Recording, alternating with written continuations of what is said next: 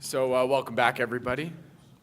I'm very excited to introduce our next panel for our MicroCap investing workshop. But first, I'd like to show my sign again. It is my disclaimer and forward-looking statements notice.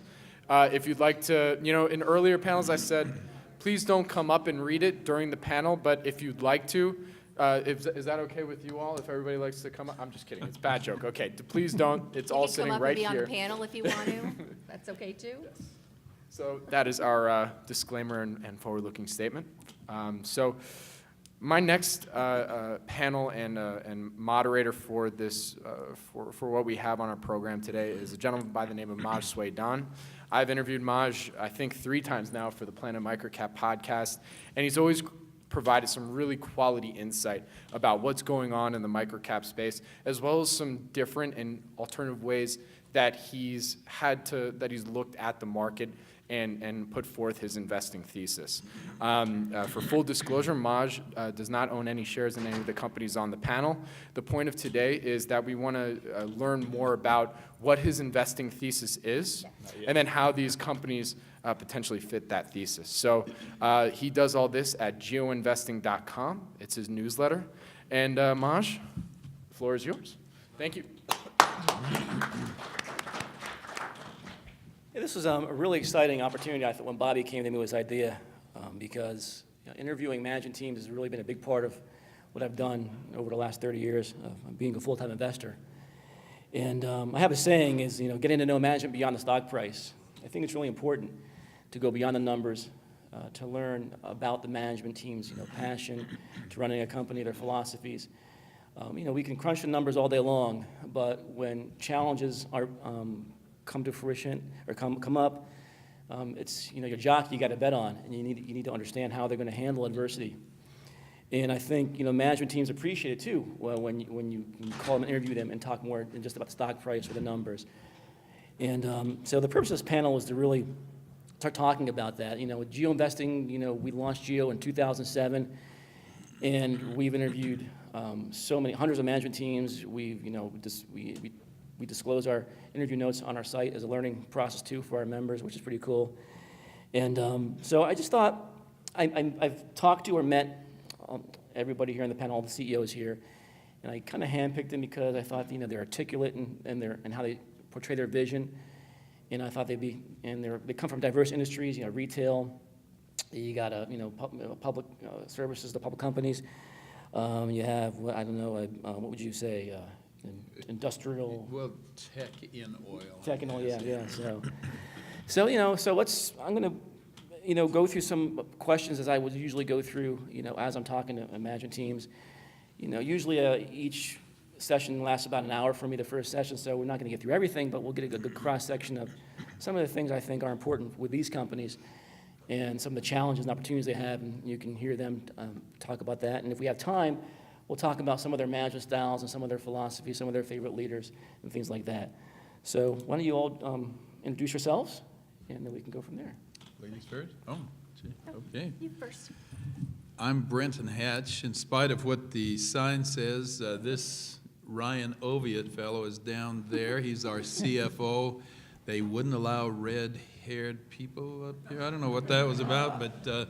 Discrimination. But, yeah, it sort of is. Glad to be here today. In fact, this is kind of an exciting day for me. 16 years ago today, we started Profire up in Canada, a little place, some borrowed facilities up in near Edmonton, Alberta, Canada. We had a little service company that was in the oil patch, and especially focusing on combustion at the time.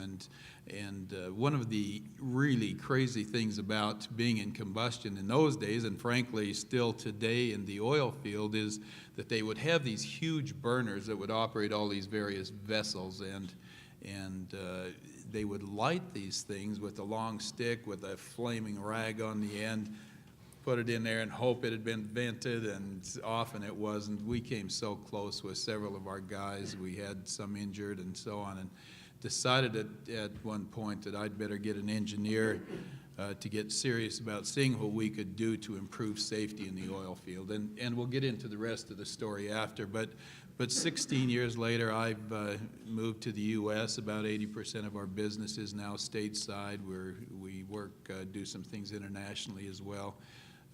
We have become a tech company. We still have a service division, but we're very much a tech company in the oil patch. So although we call ourselves Profire Energy, it's really Profire technology that we ought to be. We like in some years, we really love being associated with energy. In the last 2 or 3 years, it's been a little painful.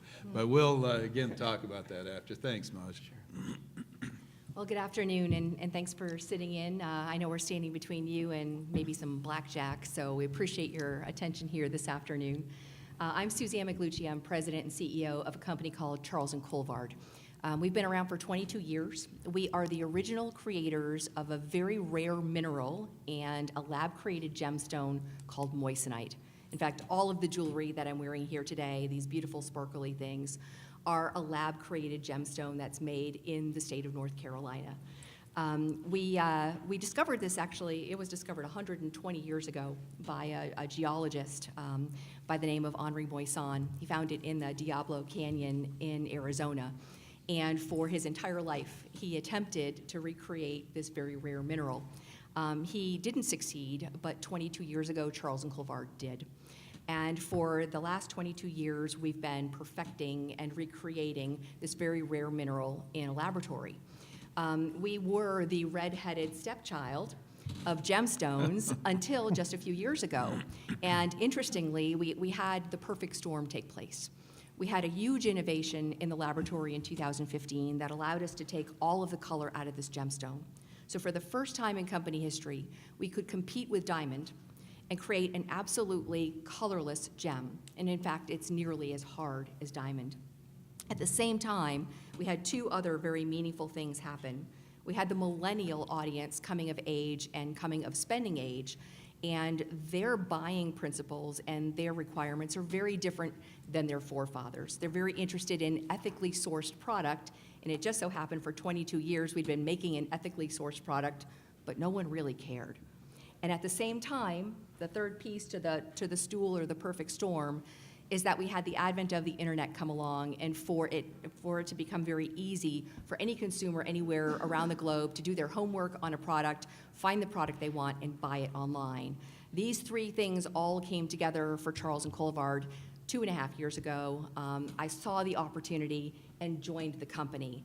And we have done a pivot since then, and we'll talk a little bit about it in a few minutes when Maj gets into some of his questions.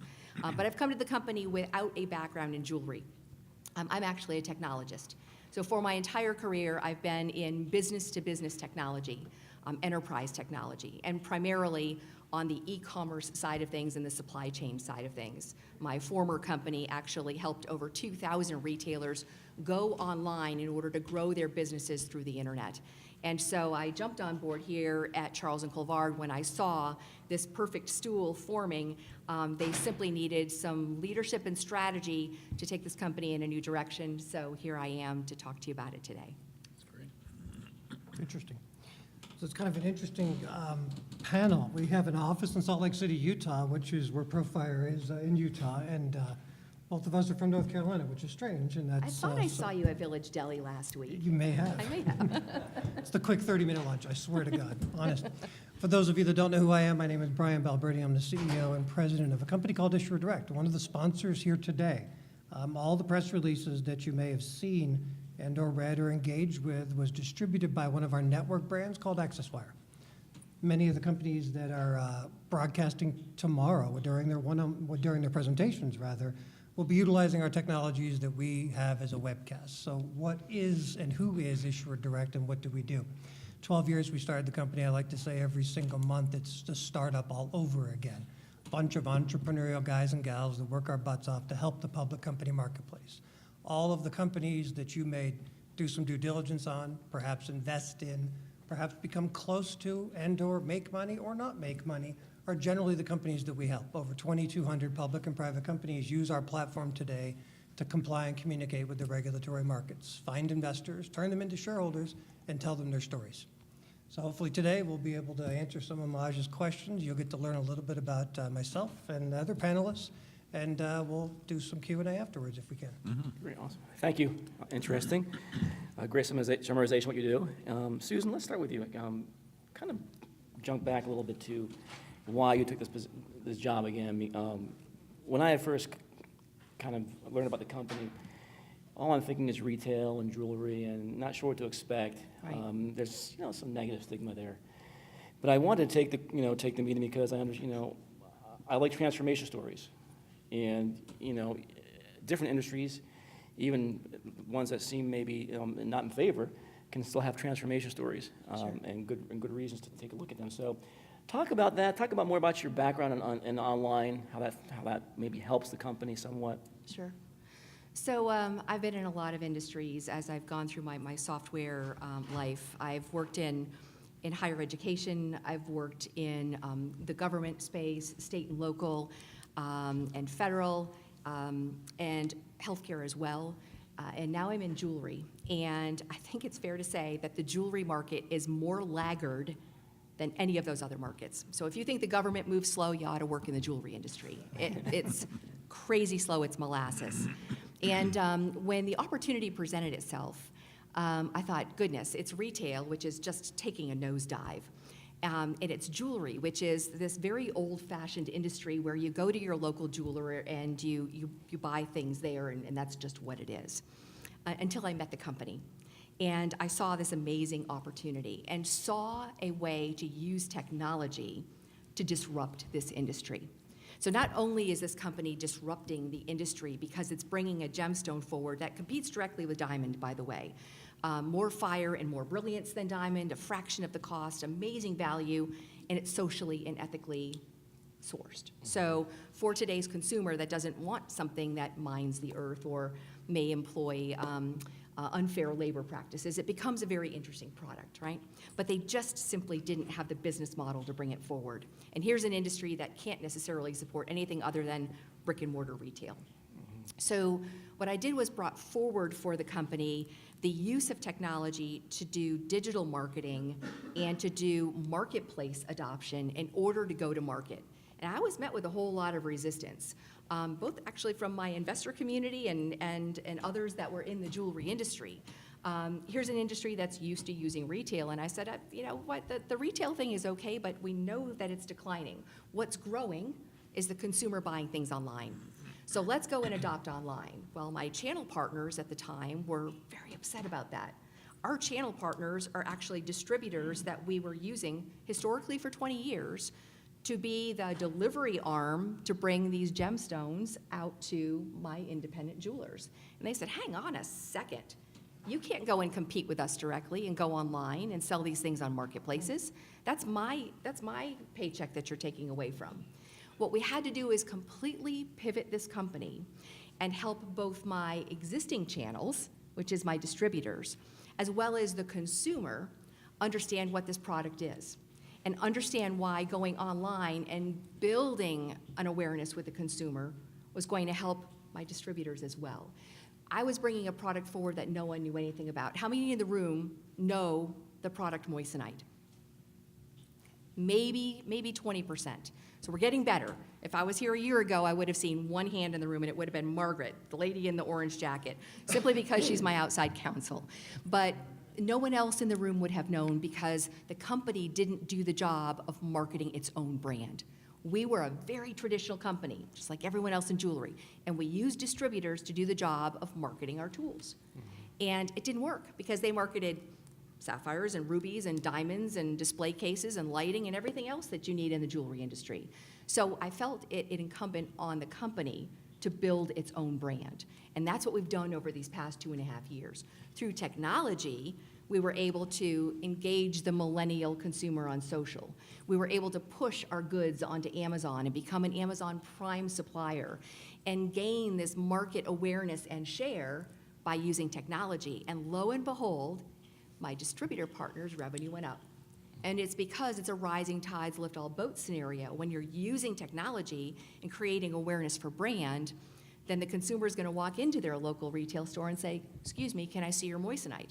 And if they don't have it, they're going to call my distributors in order to order. So technology, while first was very disruptive to them and they were concerned about it because it was outside of their wheelhouse, they're now realizing how it's become transformative for their business and it's actually driving demand. As you do, as you become an innovator somewhat in this approach, how do you think the competition will eventually react? The competition is already reacting. So we had an interesting moment in time.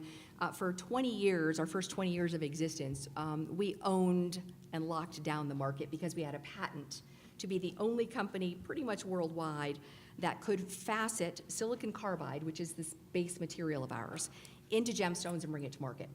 And so we had a lock on things, and we squandered it. We really didn't build the business and the brand during that time. As we came off patent, what we found is that we were creating enough of a brand and we were creating enough of a groundswell and interest that other competitors were now coming to market. And they too are following our footsteps and they're using online in order to reach the audience. The audience is requiring you to be online. Millennials shop online. They crowdsource with their family and friends what they might buy. They go pin something in Pinterest. They ask for everyone's input. What do you think of this before I buy it? And then they go on Amazon. 70% of all product searches begin online. More than 50% of those begin on Amazon. So Amazon is more a search engine today than Google is. These millennials will go to Amazon and they expect to see product there. If you're not there, they're not thinking of you. Then they'll go and they'll go to brand sites and then they'll do their homework on the brands. You must be everywhere. And what we're finding is the competition is living into it.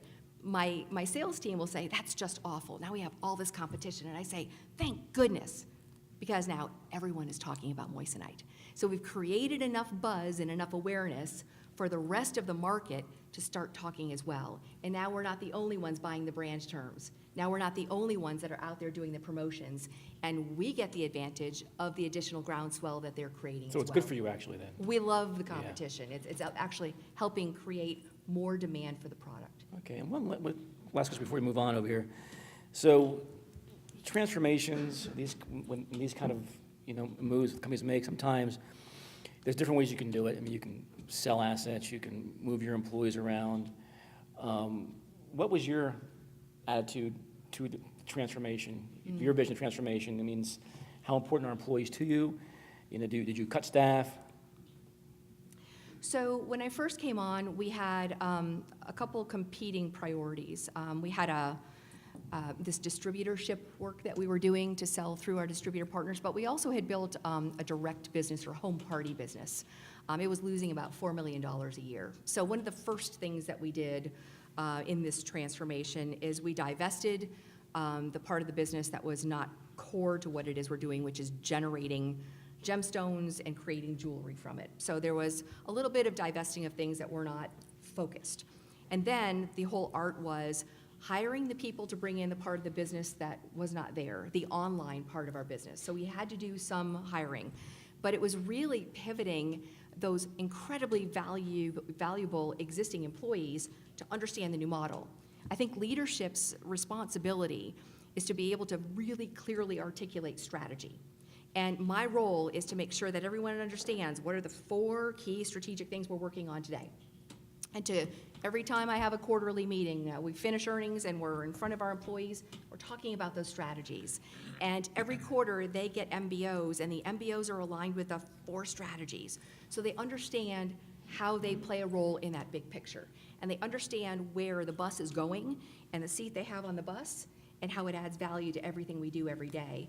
And I think if you empower people, you give them the strategy, and you empower them to do the job they need to do, you can be that strategic person and take your hands off the wheel, and the employees will live into that. They want to be part of it. And so to me, the methodology is getting everyone aligned by making sure you're super articulate and helping people understand how they play a role. I found that interesting because one of my favorite books is Good to Great.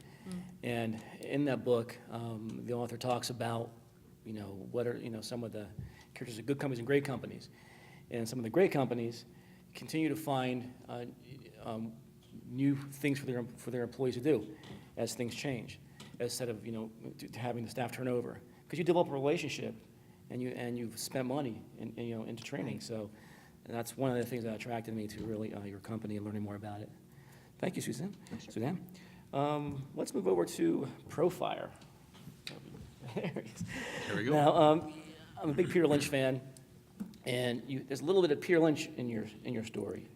Kind of buy what you know or get involved what you know. And you kind of touched upon it a little bit. So why don't you try and get back into the, we talked about you were in the garage working with, with one of your, I guess it was a friend who had a business in this industry somewhat, and how that started. It's a pretty interesting story. I'm actually originally an educator. Call me a school teacher, if you will. I had a number of international schools around the world, and came back from that, retired, had a whole bunch of kids at home, 6 actually, and my wife felt like I shouldn't be other places in the world, so got home, and my next door neighbor was running this little public company in doing oil field service things, but they'd never been profitable. So he called me in to see what I could do to help out, helped out there, and turned that around. But at some point, there was a group of the men that worked there that were involved in this whole area of combustion that I was talking about in the oil field. In the oil patch, there at virtually every well there is treating equipment for when oil comes out of the ground or gas comes out of the ground. It's never pumpable gas. It's never oil that you can pour in your car. It's filled with sludge and water and chemicals and so on. And so there's all this heating equipment, or all this equipment that treats this requires heat. So we, as I explained earlier, decided that we were going to make this a safer place. There were so many explosions and such that we started to come up with a process, a technical process whereby we could do external ignition from a distance, and then we started to add smarts to this so that it would factor in temperature and pressure and so on. When we did that, the Alberta government in Canada liked what they saw and legislated actually the need to have products like ours on the various pieces of equipment out there. Well, that gave us a great tailwind. It really got us going nicely in Canada, but the market was so much bigger than that, we thought. And so after building a good foundation there, a good base there, we decided to move to the U.S. and start the same thing. Years it took us to sell our first piece of equipment here. It was just, I loved what you said about competition. If we'd have just had some competitors to go out and preach the gospel for us. Hard to be a market of one, right? It really is. Now, we did it. It took a while, Maj, but after a few years, it not only caught on, but caught on in a big way. And in fact, we've even had legislation passed in states like Colorado and Utah and so on that require the use of equipment like this. And that was really good. We now have roughly 80% of the market. We're the only public company in the market and so on. And that's really a nice position to be in. Virtually all of the E&Ps out there are our customers. We're very well known. These pieces of equipment that we have are called Profires. Even when they call our competitors to see if they can buy something, they ask if they have Profires for sale. It's Band-Aid, it's Kleenex, right. and so it's actually worked out very well for us. But it was quite a struggle to get there. And then, as happens especially when you're focused on the oil industry, even though you're a tech company, you have to ride with the cycles that go with oil. And we hit some of those, but in 2014/15, we really hit it with the commodity price downturn, and that could have been very painful. But maybe you have another question relating to that. I think you might. Matt, do you employ lobbyists or folks to help you move this legislation along? Actually, we don't.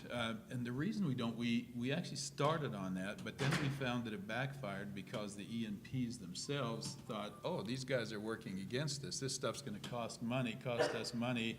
The government's going to force it. They don't like government controls. And yet what we find is that the product has become so accepted that the government legislation has little to do with our sales now. It has to do with the whole safety issue and with efficiencies. They can make money from it, and Right. and so that's we no longer have to do that because it's really kind of a non-issue. Yeah, we see you start talking about the oil industry. So, again, challenges. I like to hear about challenges when I'm talking to companies and how they were met, how you met them. And you've gone through your share, obviously, challenges with the volatility in oil, the industry. So, when I hear that, I often make an assumption that there's no way you could have grown through that. This must have hurt you. Maybe you were close to bankruptcy. Who knows? Even before I look at your balance sheet, these are the negative stigmas that come in my head a little bit about it. But after talking to you, it's quite the opposite. And you had done some things to really, foresee some of these problems happening. And you kind of, so talk about what you did with your company, making it stronger, and how you went navigating through those challenges, and what came up with them. Absolutely. It was a problem. The downturn affected most all service companies in a very serious way. And you're right. There were bankruptcies left and right, and many people approached us to see if we could help bail them out. But what we did, we started into that, and we could see that although we were a tech company, we were painted with this oil brush because that's where much of our market was. And that was okay. So we downsized as was appropriate, but a couple of key decisions we made. One was to keep our entire sales force intact. We have offices across the U.S. and Canada, and so we kept most of our service team and all of our sales team intact. Well, what happened is they started to lose some of these commissions that they were used to because the sales were down. Really, the CapEx spending was down, and that's what was affecting us. But these guys went out, and in an incredible kind of way, I think, during those 2 or 3 years, they tripled our customer base, and virtually, as I said, we went from 100 customers to about 500 during the downturn. Wow. And that was amazing, and it helped keep us in a position where we were able to not only cash flow but do it in a really comfortable kind of way. As you can tell, I'm older than nearly all of you people. In fact, some of you put together. And with that comes a little bit of conservatism, and I decided a long time ago that we would stay debt-free and that we would keep some cash on our balance sheet.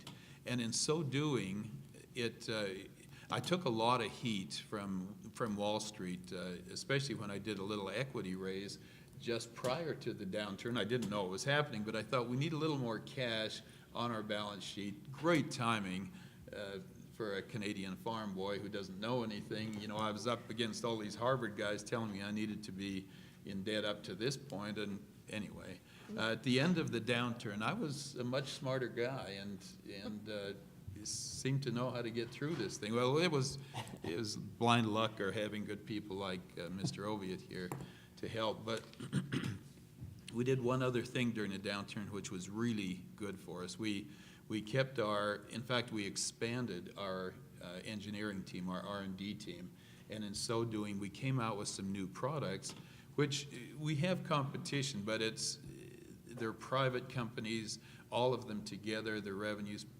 I don't know, are maybe 10% of what ours are, and so they aren't really serious competitors, but they could be. And so we try to stay ahead of them, and we called on our teams to develop some new products.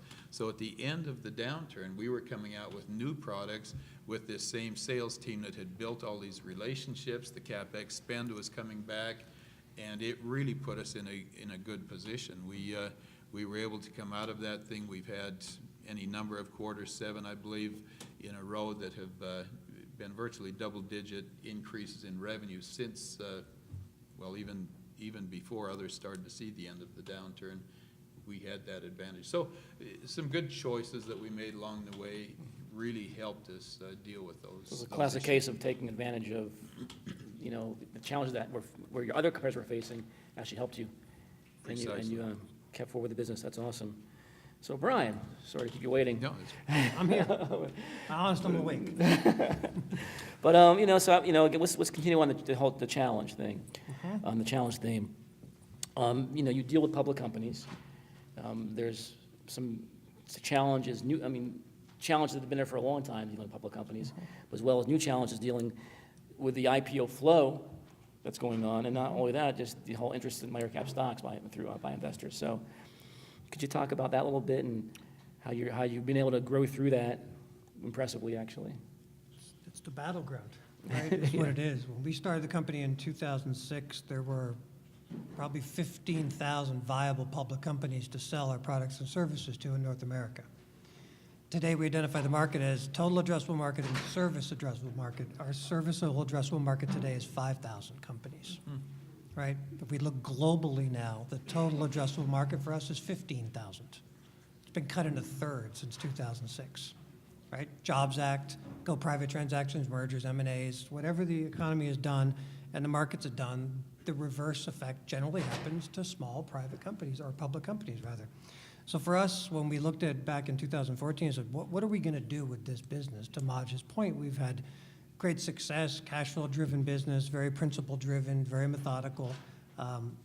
We had to look outside the core, right? We thought about Regulation A as an opportunity that's come up in the last 2 years. We said, we're going to invest heavy in Regulation A. Everybody wants to invest in the crowd. Guess what? How many of you invested in the crowd in the last 2 years since the Jobs Act changed Regulation A+? I'm going to raise my hand because I did. Could go one, right? The reality was Regulation A wasn't there. There's no crowd. It's still institutional backed, and those companies are few and far between. If you look at the number of public companies that have gone public as a result of Regulation A, it's less than a dozen. The ones that are effective and doing well as a company should do when they IPO, 2.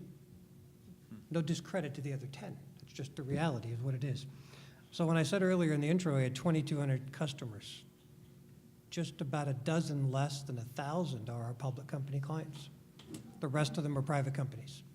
And the reason why we decided to diversify our business when we looked at communications, because after all, we're compliance people, right? We built the first regulatory product to comply with the SEC called MyEdgar back in 2006. You could log on, drag and drop your 10Q or K, convert it, file with the SEC, it was done. And we thought everybody in the world would want it, not to talk about more tech, because I think we're all talking enough about technology today. We had to get outside the core. Where could we go find critical mass for us that even if the public company marketplace continued to shrink, we could outpace it in spend per client and the total addressable market for us? The obvious was news distribution, and that's what AccessWire is for us today. So of our entire revenues for 2017, 32% of them were news distribution. Right? Our business is built heavily on platform and technology today. I said it, technology. 49% last year, 51% Q4, probably be 75% of our revenues next year. Wow. Heavily driven by our technology innovation and what we're doing from what we believe is finding folks like yourself and turning you into shareholders, right? We call it the shareholder journey. Trying to find those investors to make them shareholders. Our news distribution is a big part of that, even if it's a private company, because they've got to tell their story too. The engagement of what happens out of all of us as a potential consumer, a buyer of a product that you may be marketing, whatever it is, our news distribution has touches and tentacles out there. So we have to look outside of our core. That's paramount for us to continue to grow. Of the new IPO clients that have, issuers that have filed NYSE, NASDAQ, even OTCQX that have happened in the last 18 months, we do business with about 25%. So we get our market share, right? We're not going to get any more than that. If you think about the changing of the guard of the industry, just to dig deeper into what we do, typically people go to R.R. Donnelley. Everybody knows Donnelley. They're the financial printer, right? You guys have probably used them before. You think about news distribution, you think about PR Newswire. That's where everybody goes. It's the old adage, maybe to a degree of which you fought and had to deal with when you came to Charles and Colvard, was there's this concept of everyone's going to default. In your case, it was diamonds. In our case, it was nobody gets fired for choosing IBM, right? That's the analogy. I'll stick with PR Newswire and R.R. Donnelley because they do it. What made us different and where we see growth opportunities for us and where we've seen the growth happen in the last 2 years is that we think about an event. We're all geared to the event, right? It's the business we're in, right? It's the earnings event. And what happens at the earnings event is the 10Q and 8K that happens, the press release, the webcast, the updating of your investor relations platform. That entire event is what we specialize in today. So it's less about a press release, it's less about an earnings event, it's less about an 8K. It's about a platform and technology that can do it all, led by our news distribution model. So I think for us, it's been cognizant of the fact that we love the public company space. Our decision-maker clients, check writers, people that do business with us, CFOs. We want those folks to embrace and use our technology, but the reality is there's not many of them left, right, in the public company space. So we look outside of our core market, which is North America, got over 200 global clients, primarily in the EU, and we'll continue to expand that. But for us, it's really looking at other opportunities, and it's not going to be things like Regulation A. It just doesn't happen. Interesting. So Suzanne, you talked, I think, touched on earlier about your plan for change, transformation, and it was changing the way you reach your customers, targeting the millennials, Yes. and I think a better product, right? Absolutely. Yep. So those, so on that, do you ever think of what will happen in the future when the millennials, evolve Right. or change? Because part of why you went to the millennial model was because the old model to the consumer you were facing, they were changing, and you didn't see it as a profitable approach. It wasn't. The core customer was a baby boomer, and she was buying moissanite because she was trying to pass it off as diamond and pretend it was something that it wasn't, which didn't help me proliferate the message. When she says, hey, look at my diamond, she's not talking about moissanite. And so the millennial did bring us this new customer that was really attuned to the value of the product, which is this eco-friendly thing. And what we know of the millennial is that they're about, well, let's see, maybe when they're about 27 years old is about the age when they're getting married these days. It's getting older and older. So they're still with me. Engagement is a very big part of our business and what we do. In fact, it's about 50% of our sales right now. However, we had to diversify as well. And it helps me get a little bit beyond that millennial and to stick with the millennial as they age as well. Most people, unless you're me, most people get married once in your lifetime. I did twice. Twice and done. But most people get married once, and I don't want to have just one at-bat with you as a customer. I want several at-bats with you. And so what we decided to do is diversify our portfolio, which was to bring in fashion jewelry on the low end. So my typical engagement rings are going to cost you about $1,000, but let me put out a $200 to $300 cute fashion piece of jewelry, and now I can get to a Gen Z or a very young millennial and have her fall in love with the product as she's coming of age and dressing for success, and have her fall in love with moissanite, so that by the time she's 27 and she's ready to get engaged, she's very familiar with the product and she loves it for all it's worth. And as she ages and she comes to all those commemorative moments for the rest of her life, as she's doing anniversaries and birthdays and all of those other things, she now has my fine jewelry on the back end. So we've created a nice bell-shaped curve of product that I can bring to those millennials as they move through my pipeline, but I can also take those younger generations and I can introduce them as they come in. And gone now are the boomers, they're coming out of their spending years, and so we don't focus too much on that group. They're hard to focus on to begin with because they're already predisposed to diamond. A Gen Z and a millennial is not. It's not my father's Oldsmobile, right? It's not my mom's diamond, ring. It's my choice, and I'm looking for something eco-friendly, and I'm going to fall into moissanite. So it's about having the right portfolio of product that keeps them for a lifetime of value. I'm going to spend a fair amount of money, a couple $100 to get them in the door. So I want to make sure that I have, more than one product that I can sell them over time. So you're certainly aware of this dynamic and what could happen as the millennials change We're, over time. Yeah. we're Yeah. managing to it, and we're bringing product forward that is moving along with them. And already addressing the Gen Z, who is a teenager right now, right? And I'm marketing to her, and I'm not selling to her, but I'm marketing to her so she's aware of the product. So by the time she comes of age, she's already in the wheelhouse. Excellent. So, when I'm looking for, the next multi-bagger or, 10-bagger, whatever bagger we're looking for, there's different ways that companies achieve that. They can grow by acquisition, they can grow organically. But I like looking at the organic route to see how much can a company get out of its system that's already built. And so one of those things is wallet share. Like how much can you get more revenue can you get out of your current customer base? And that can really propel organic growth a long way. So this is for all of you, and we'll start with Brent. About how have you done it? You've actually done it in the past, I guess, getting more wallet share out of your customers, and talk about that a little bit and how you see that in the future going forward. Mm-hmm. Typically, in the oil patch, when you get a deal with the company, we got spec'd in, our products got spec'd in by World Shell, which is a great place to be. The problem is that World Shell doesn't talk to any of their shell fields, and so nobody knows that. And so one of the things that we really focused on was getting in, even in a small area, with an operator at a certain level and his boss and his boss. And once this field was using our product and having them move through the company. So we started to then work that with other parts of that company. And pretty soon, eventually, we were pulling in huge, much bigger numbers than we had originally started with any particular company. Secondly, we came out with some different products that could use the same sales force and hence the same relationships that we had built with these companies, and plug those other products in with that. And of course that, we have a chemical management piece now that does sort of the same thing that the burner management thing does, but we can market it through the same sales group and without adding all of those extra costs, with the same people, with the same companies, and so on. And so we've been able to extract that. The other thing, we've done a number of things, but another one, we have started to appeal to the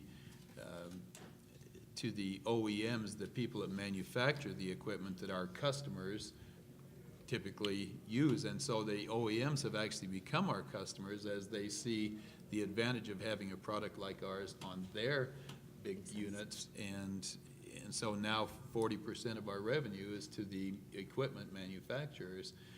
And it's all come because we work with Exxon. Exxon says to the equipment manufacturer, I want a Profire on the unit. We go talk to the equipment manufacturer and say, well, if you're selling this to Exxon, why don't you sell it to XYZ? And so we're able to, again, as you were saying, we're able to pull a great deal more from the same customer than we ever had originally anticipated. There's an assumption, because you have 80% of your market that you can't grow organically, but I'm sure there's a lot of opportunity within this 80% still that you haven't tapped. Is that? Absolutely Okay. huge. We feel like, given the number of wells just in North America alone, and we could talk about the international market, which is looming and which we are presently actively starting to pursue, but just in North America, we feel that even though we have 65,000 or so of our units out there working away through North America, we think we've probably only covered 5 or 8% of what could be here, and that's with the single product that we had originally started with. Now that we add new products, then of course that market grows much bigger. So in terms of potential, absolutely, it's huge. Now these new products, which generation of your product you're in right now? Are you? Well, our first one we developed in about 2005, I guess, and some of those, I love what Ryan says, but he said we really need to be more like Apple and have these things fall apart in 2 years, or at least, need a new one. And some of those original products are still ticking out there. So we have not only developed some new products to replace that, and not even to replace them, but with new technology and so on. We just keep adding those new products, but we keep refining the traditional products as well. And so we now have quite a stable of various products to fit different needs in the oil patch. And so now we're not just upstream where the wellhead is, but further downstream with pipelines and with refineries and those kinds of things. So we see this market, and that's without talking international markets and so on, as being just huge for us. And these new products, upgrades or additions to the portfolio, allow you to get more money from your customers too, right? Absolutely. Because they do more. Absolutely. Okay. In fact, our newest products take us into different spaces where they are on much bigger projects, so our margins, and we'll probably talk margins in a little bit, but our margins improved significantly. But where our traditional product had an ASP of, say, $5,000 with some of its peripheral products that went out with it, some of the new jobs that our new products go on are $500,000 jobs, and that takes us into a whole different space in terms of revenue gathering, et cetera. Awesome. So Brian, I think with you, you have 2 main divisions, and then you have four different product offerings, or? do. So maybe the best way of talking about how you can get wallet share there would be to describe like a client engagement through that process. A client comes in, how do they get introduced through this whole funnel of yours? Yeah, it started with a single silo, right? Our business was built on, let us put out the fire, right? What problem did an issuer have that we could address for them and help? And it was either the previous provider didn't deliver, or they realized they could do something they didn't do before, or there was a cost-cutting measure. And so we found ourselves in that business, which ends up making a commoditized business. That's what happens. You're competing against everybody else, and it's all about price, right? Maybe you could say, hell, I'll do it with a smile, or, we'll do it better, faster, cheaper. But at the end of the day, it was just really about price. So how we found that we could get that in the hall, to get more wallet share, was to really reinvest in our product platform, to centralize each one of these service offerings into an ecosystem of an event, so that the press release is tied to the webcast is tied to the 8K and the earnings event. And when clients started to see the efficiency gain, rather than actually being a vendor manager, which is a lot of the times as a CEO and CFO, that's what you end up doing. You end up calling your service providers at the last, critical moment, 3 days before filing of your 10Q or 10K, moving changes. I don't know if you guys will attest to that. Making sure that whatever came out of audit committee or board and a comment about a quote that was said in your earnings release, does it go to the newswire agency? Does it go to the next person who's doing the AK? And we have, as executives, find ourselves just managing that process. And I'm thinking to myself, wait a minute, we could get more wallet share if we could centralize it and automate this entire process. So changes happen once, and the entire system does it for you. So for us, it was about then we could go down the hall and get credibility not only in the CFO's office, but in the IR community and the PR community, because then they could say the events are tapped to something I have budget for, so that we could start to see opportunities there. So when we look back 4 years, we're probably 75% more wallet share access today than we had back then 4 years ago. And we may be halfway through that story, right? We've still got a lot more to go as we roll our analytics platform and a real-time engagement system this year. Clients are going to be able to see a lot more insight into the things that we do as a public company. That's going to garner more value. And, for us, it's about a typical public company spends about $100,000 a year. Absent of exchange fees, legal, audit, IR, that's just all the service components that they need. If we could reduce the spend to half and give them more control and more time back, then that's valuable. So I feel like we're going to get more of the wallet compared to our competition. But at the end of the day, we're putting more back in their wallet, and I think that's the important part. Excellent. So I got about 5 minutes left before I got to take a question. But I still want to ask Suzanne, do you have any wallet share opportunities in your organization, in your plan? And then I want to get into margins real quick. So Sure. So short story is there's a $257 billion jewelry market, so it's big. And we already talked about how I can expand jewelry in order to have more touch with the existing customer, but the beauty of the model that we're bringing forward is that it's based on technology. So I can do data attribution and understand which consumers are coming in, and I can measure my consumers. And I know that I've touched about 50 million people so far with this sort of rebranding and pivot. There's a whole lot more people out there.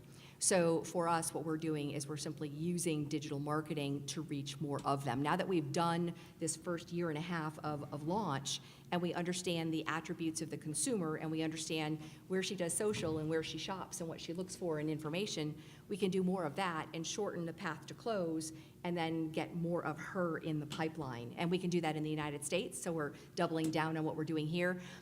But there's no moissanite in international markets to speak of today. So I have an entire globe that I can go to, and using digital marketing and marketplaces, I don't have to physically be there. We can simply be there online. And it's a very low footprint, very agile way to go out there and go to market. awesome. So let's go about margins. Suzanne, we'll stick with you here in this Okay. because, one of the reasons I like transformation stories also is because there's a lot of times a long runway for margin improvement over time. Sure. Can you talk about where your margins kind of are sitting now in terms of where you want them to be in the future without Yeah. giving guidance? I mean, do you see opportunity to increase your margins moving forward? Sure. And what grows S&G So and operating? let me go backwards. We were traditionally selling through distributor channels. And when you sell through distributors, you got to give them a piece of the pie, right? So you're giving up some of what would be your revenue for the privilege of using their network and having them do the selling out into the end community. And so historically, we saw margins in the 30% range, and that was sort of where the business was. Since we've done the pivot, and when we reported last earnings, which was Q4, we were sitting at 43% margin. And the reason for that is because in fourth quarter, 55% of my revenue actually came from online channels, which meant that I was selling direct to the consumer. I've taken the middleman out of that part of my business. Still using my distributor channels, and I'm balancing the two, but now that I'm blending my margin, I'm at 42. If I were a pure play business and I simply sold online, I would probably see 60 points of margin. So the more we move into online and the more we're selling directly to the consumer, the higher we're going to see those margins go. Awesome. Just trying to wrap it up. So I'll just say real quick that, Issuer Direct, Profire, they have great margins on the gross and the operating margins. And I think, you have the SaaS transformation going on, which I think is going to, which is helping a lot. You're sitting at, I think, what were your margins here? Our platform and tech margins were 70 82% last year, Right. and our service-based margins was low 60s. So I think kind you're of a not- blended 72%. Yeah, and your non-GAAP was like, net was like 19%, I think, was pretty awesome. And you're at 52% I have gross margin margins. envy. And We could talk about that later. and a 13.7. So really quick, do you still see opportunity to, both of you, to continue to see your margins increase over time? Are you in more of a stable, you'll only grow as fast as revenues grow? Maybe really quick, Brian, and real quick, Brent? I'll give you the easy answer, yes and yes. Okay. And I'll go yes and yes as well. A couple of different things. As I mentioned, we are coming out with some new products that take us further downstream, which put us into bigger projects, which bring bigger margins. And where we're not we're talking 70, 80, 90 plus in those cases. But the other thing is that we downsized during the downturn and got a lot smarter.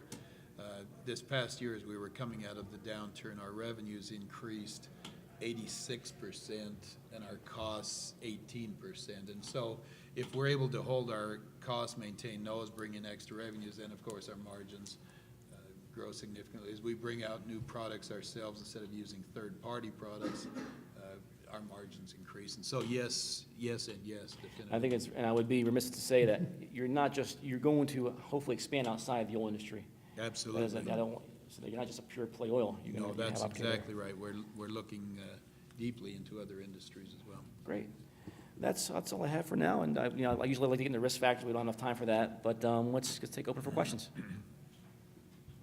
If I was to paraphrase, you're asking, what are you going to do in the future to safeguard yourself against downturns in the industry and, I guess, competitive economy?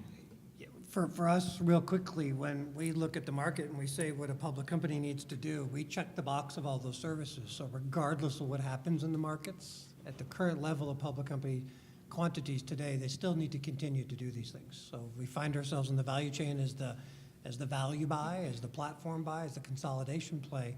We feel like we're protected in some of that. And if you think about news distribution, go back to what Reed Hastings did at Netflix years ago about challenging the SEC's fair disclosure rules using Twitter.